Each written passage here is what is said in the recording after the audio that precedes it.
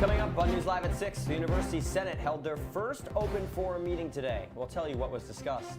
Plus, an SU student created and planned a recital, what it took and how he did it. And good news for all you sun lovers out there, the days are getting longer here in Syracuse. I'll have that and your full weather forecast later. Until then, News Live at 6 starts right now. This is CitrusTV News Live at 6, your campus news leader. The University Senate just wrapped up its first open forum of the year. Thanks for joining us at 6. I'm Zach Richter. And filling in for Peyton Spellacy tonight, I'm Ilana Epstein. At the forum meeting, students and faculty alike discussed their campus concerns. And here to tell us more about tonight's discussion is Citrus TV's Tyler Aldano. Tyler, what were some of the points that people raised tonight? Well, Zach, the common theme of tonight's meeting is costs. A member of the Student Association brought up a desire to make classes more affordable for students. He says he and some other members of the Student Association are interested in having professors use more open source material in their programs. The same member also expressed an interest in having more definitive course descriptions, structures, and fees visible during the registration period. I spoke to that member further about the matter over email. He told me that, quote, no student should be left out of the learning experiences due to costs. Another topic brought up tonight was the increasing cost of living for faculty. One assistant professor was concerned with the cost of living rising and faculty salaries not reflecting that fact. We reached out to the faculty member for further clarification regarding this point, but we have not heard anything back from him yet. It's important to keep in mind that this Senate meeting was not a proposal meeting. That these things given today were exclusively just talk. There will be a proposal meeting coming up in 2 weeks, but it will not be open forum. Ilana, Zach, back to you. Thanks so much, Tyler. We have new information tonight on what happened on Marshall Street yesterday afternoon. Police say a man accused of taking inappropriate photos of people hit 2 cars on Marshall Street while trying to escape officers. Officers were called to East Genesee Street just past 3 yesterday for a report of a suspicious person. They later found 30-year-old Thomas Crudo on Marshall Street. Police allege Crudo resisted arrest in his car, had a dog inside that bit one of the arresting officers. The officer was taken to a hospital with non-life-threatening injuries. Crudo is facing multiple charges tonight, including second-degree unlawful surveillance and aggravated assault. Well, we have new details. As a junior here on campus, created his own and hosted his own recital. Citrus TV's Cami Brother joins us now in studio. And Cami, how long did it take for him to plan all of this? It took SU junior Mason Romero multiple months to make his recital happen. Let's take a look at what went into it.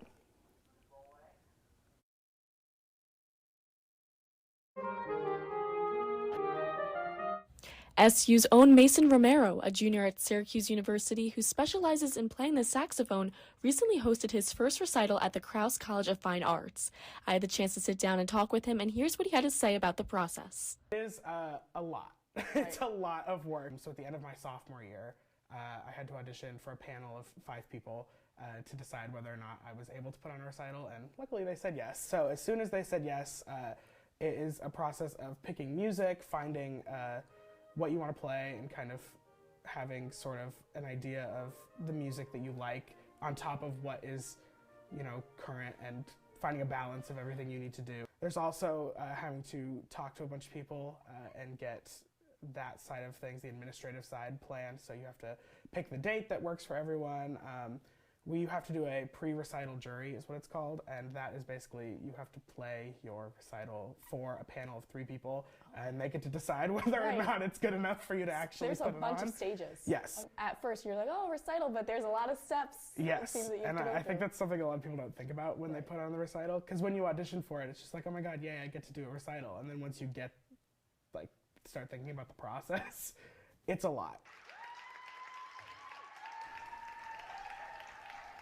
So interesting to hear all about all the steps it took to conduct his own recital, and definitely does not seem as easy as it looks. Post-graduation, Romero plans to become a musical education teacher and hopes to specialize in the elementary level students. Ilana and Zach, back to you guys. Okay, Cami, thanks so much. Now to the latest. Syracuse alumni Boris Sanchez is returning to the university on the Hill for a discussion about his career tonight. Sanchez is one of the leading voices at CNN and is currently a co-anchor of CNN News Central. He graduated from SU about 15 years ago with degrees in broadcast journalism and international relations. As part of SU's celebration of Black History Month, the university is hosting a roundtable discussion tonight. SU professors from the College of Arts and Sciences will moderate the discussion. The main topic of discussion will include an overview of the history of Black and Arab libertarian movements across the nation. The event starts in just a few minutes at the Community Folk Center. Now, Zach, I was outside today. The weather was beautiful. I spent half the day in for my classes, but when I was outside, it was so nice. I know, and I think it's supposed to get warmer over the next couple days, right? I think it's going to be in like the 50s, 60s. That's just insane for the winter. Yeah, it should be a very nice weekend. Well, to tell us more is our Citrus TV weather anchor, Spencer Congel, who joins us now live on the Citrus TV weather deck with more. Hey, Spencer, how's it looking out there? It's not looking too bad, Zach. As you can see behind me, the sun is peeking out just a little bit still, and those days are getting longer. I'll have more on that later, but if we look at our temperatures right now, it's about 37 degrees outside, partly cloudy, as you could have seen a little bit behind me. Not too crazy, nothing super chilly going on outside right now. Now, as we look around central New York, we're seeing pretty much the same thing everywhere, somewhere between 39 and 36 degrees all throughout central New York here. A little bit warmer farther south, a little bit cooler up north. Nothing much to write home about. Now, as we look into the temperatures later tonight, it'll get down to about 30 degrees early tomorrow morning.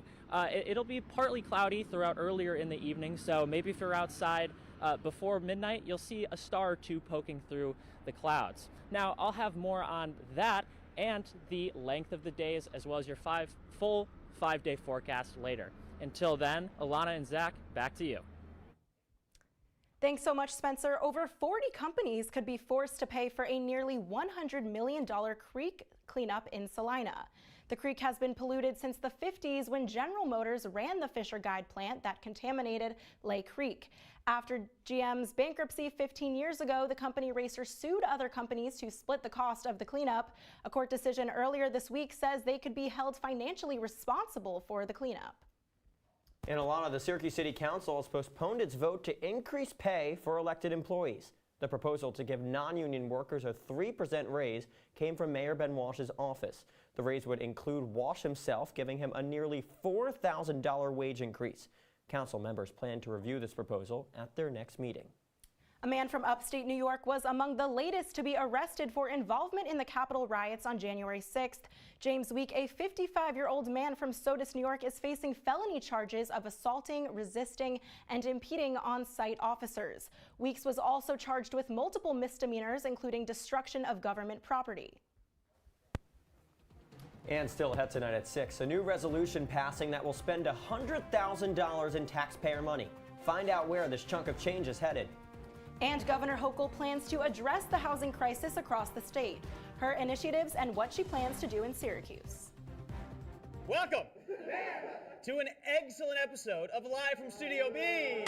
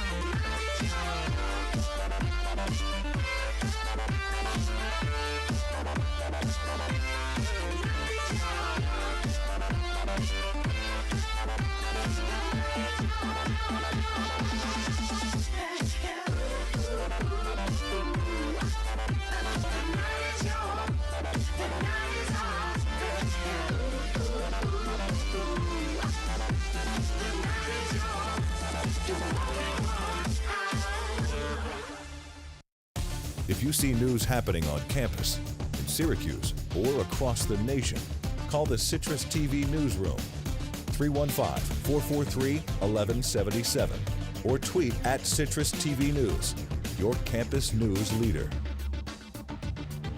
We are back on News Live at 6. Onondaga County Republicans are celebrating after successfully passing a resolution that will spend $100,000 in taxpayer money towards suing the state of New York. The Republican county legislature, led by County Executive Ryan McMahon, put forth this resolution to combat a bill backed by Governor Kathy Hochul that would move all county elections to even-numbered years. Citrus TV's Luke Welsh reports on the reactions of local officials. Just yesterday, Republican county legislatures banded together to pass a resolution to sue the state of New York for trying to change county election years from odd to even, and some local officials across the aisle are scared of its effects. I think it sets a dangerous precedent. Lawsuits happen in politics. Lawsuits happen in any line of work. In politics, I'm not exempt. But making the taxpayer pay for it, especially in Onondaga County, that is frustrating. Brown also emphasizes how this move by the Republicans was in fear of one thing. I think they want low turnout, but more than that, I think we fear change. I think change as we don't want anything new. Like whenever it's something new, it's hold up, let's not do. Meanwhile, here at the Onondaga County Board of Elections, officials don't fear the continued workload that preserving the election schedule would have, more so just want transparency, bipartisanship, and simply more details about where this $100,000 taxpayer endowment is headed. I spoke with Election Commissioner Destin Jarney, who thinks these efforts are a waste. I would love to have it. And I believe that the lawsuit that is coming will just spend a lot of money and result in that these elections are going to be moved. Obviously, $100,000 could fill 2 full-time positions here at my office. We got no increase in positions going into this presidential election. The bill, originally passed last November, is set to affect 20 counties across the state, barring legal efforts. However, just Onondaga County has made an expensive and unlikely effort to stop the bill's effects. For Citrus TV News, Luke Welch. There's something else that could get all the communities on board. They said, we don't want any sticks, but we do want, all right, all the programs that localities can apply for, the DRI, New York Forward, we're making more announcements even this week, the Main Street programs. There's a whole series of programs. I bundled them all together to create $650 million in a pot of money that communities that say we are willing to lead, we're willing to step out, we're willing to say we'll be a pro-housing community, they'll be the ones that are eligible to apply for this funding. Governor Kathy Hochul there saying today that she has made housing crisis a top priority of her administration. Hochul plans to build more housing units across the state and address high costs of rent and mortgages. Hochul is pushing SUNY Upstate Medical University to put their empty apartment tower to use. The Harrison House has been empty for over a decade. With nearly 200 apartments, Upstate originally planned to renovate the building into student housing. Upstate's plans fell through, but they say they're still deliberating on what to do with the property. And after the break, I'll have your full 5-day forecast and a spring check-in. Stay with us. They'll test you. Try to break your will. But however loud the loudness gets, however many cheese puffs may fly, you're the driver, the one in control. Stand firm. Just wait. And move only when you hear the click that says they're buckled in for the drive. Never give up till they buckle up. Jason, let's go see your room.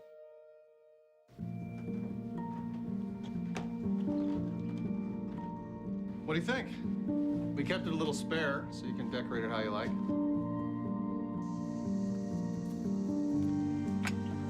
Dinner! Go. Excellent. Soccer is fun. Yeah, I saw you guys out there. We're the family. Yeah! Oh, I thought you were on my team.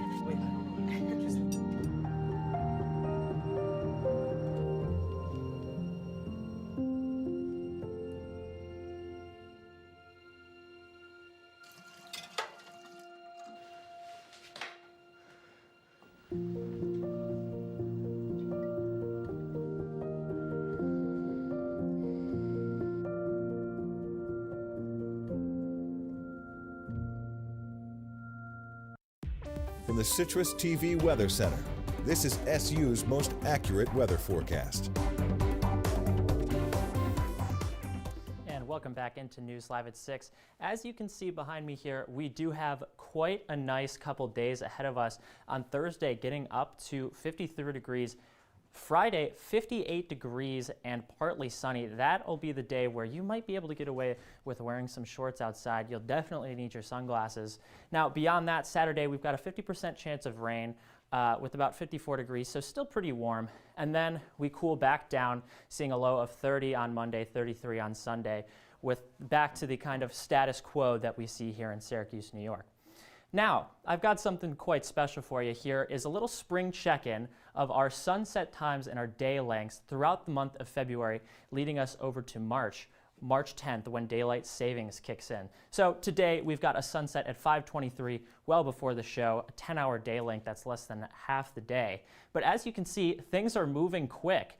5:37 on February 16th, 5:50, almost 6 o'clock on February 26th, just 10 days later.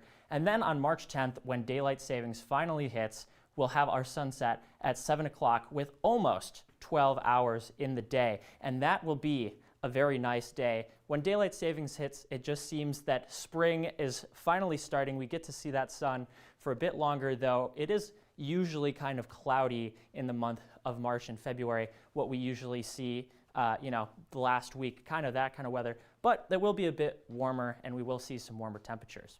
Now, that's all I've got for now. Very excited for that warmer weather. Thank you so much, Spencer. Overrun. That's the way one animal shelter director in Syracuse is describing the rescue and stray animal problem in the city. And as Citrus TV's Dylan Brendel explains, the issue has been building for years. These cute kitties at Spay and Neuter Syracuse are set for an operation desperately needed to curb the number of stray animals around the city. They're basically sometimes the only vet some of these animals sees for their entire life. So for us to be able to do this helps so many people and so much in our community.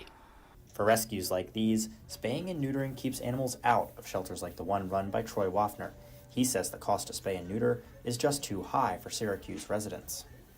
Some can't afford it. I mean, if you go to a vet today, it can cost $500 or $600. And that's cost prohibitive. Overpopulation of animals isn't a new thing in cities, but at the early stage of the pandemic, spaying and neutering fully stopped, and people adopted cats and dogs that they now realize they can't take care of. And that leaves clinics and shelters like these just trying to catch up. The backup in the system just it continues to create problems downstream in terms of getting the animals ready to be adopted and getting them out the door, and that causes stress throughout the facility, from the person waiting for the animal to the vet who has to take care of the animal. Both organizations agree the solution is pretty simple. So the only way the problem can get better is by spaying and neutering. Mary Kay says that means more clinics in the area and more funding for the ones that already exist. CNY SPCA says it's looking into creating its own low-cost spay and neuter clinic. In Syracuse, Dylan Brendel, Citrus TV News. Dylan, thank you. You can assist these clinics through making donations on their website. Gone off the rails for Syracuse men's basketball. When we come back, we'll talk about exactly what's gone wrong after the break.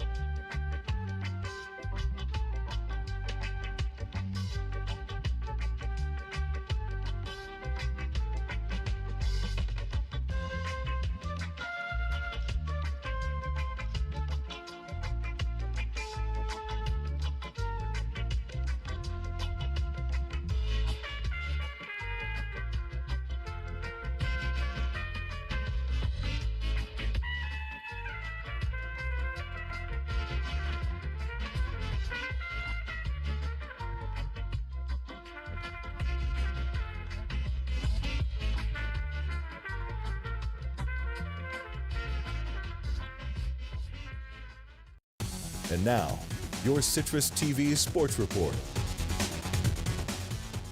It's all been going wrong for Syracuse men's basketball, but luckily the Orange have a great chance to bounce back in less than an hour. Welcome to sports, I'm Luke Burgess. Syracuse men's basketball is back in action tonight at 7 against Louisville, but the last few days have been anything but good for the program. Yesterday afternoon, Benny Williams was dismissed from the team for undisclosed reasons, but Williams had been seen bumping into head coach Adrian Autry during SU's 29-point blowout loss to Wake Forest over the weekend. Williams had been a consistent bench player the past 3 seasons, but moving to tonight, the Orange take on one of the worst programs in men's college basketball as of late. The Louisville Cardinals have won just 11 games in the last 2 years, so maybe just what the Orange need coming off of a very difficult loss. J.J. Starling has been a massive bright spot for the Cuse lately, averaging over 18 points in his last 5 games. Taking a look at the pro sports from last night, the Knicks are fighting for the top spot in the East, so certainly that's something welcome to Knicks fans who have seen plenty of the opposite over the past few years.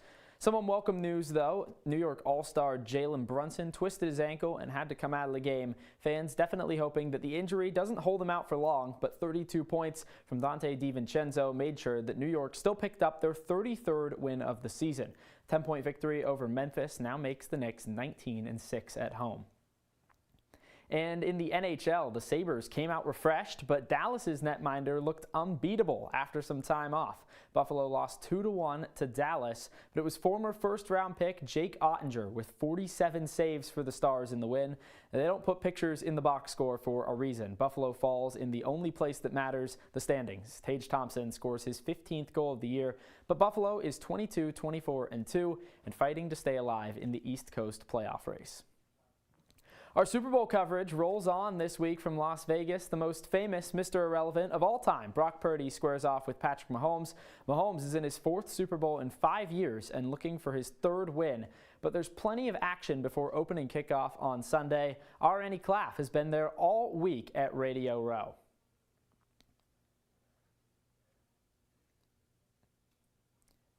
And now we're joined by Annie all the way from Las Vegas, and we really appreciate you joining us here. Annie, we know that there's plenty of people all from around the country, plenty of famous faces, but we want to know, as the week's gone on, how have things changed at Radio Row in terms of attendance?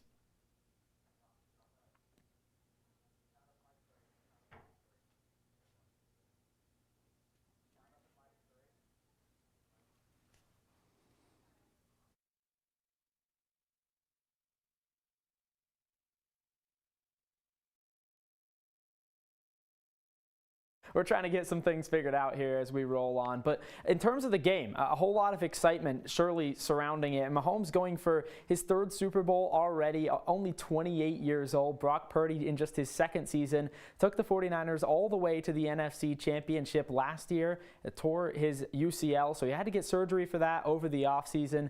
Came back this year, brings the 49ers to the Super Bowl again. So really some impressive poise from such a young quarterback, and certainly we don't generally see Mr. Irrelevance, the last pick in the draft, have anything of a career. Maybe bounce between some practice squads, stick with a few teams for a few years, but Purdy already in 2 NFC championships, takes his team to a Super Bowl in year 2. So some really impressive work from the 49ers starting QB. Netflix has announced that they're bringing their sports documentary series to the baseball diamond. The media giant plans to follow around the Boston Red Sox for the entirety of the 2024 season, similar to HBO's Hard Knocks series for the NFL. As of now, the release is set for 2025. Guys? Okay, Luke. Luke, thank you so much. As a Red Sox fan, I'm very excited about that. We'll be back in just 2 minutes.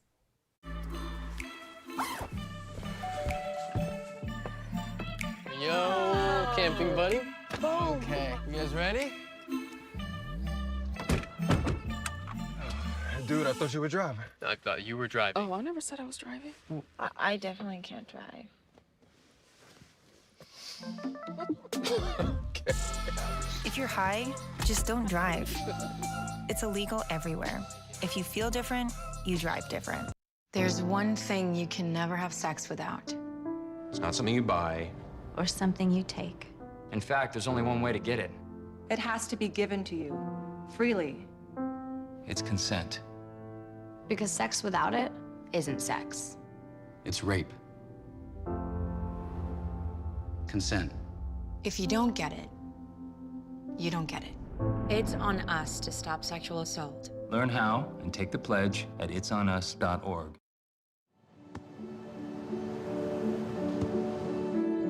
I don't remember how it started. Go to that. Our back and forth. It always came back. Dad! You probably don't remember what you told me, That was perfect. but I heard every word.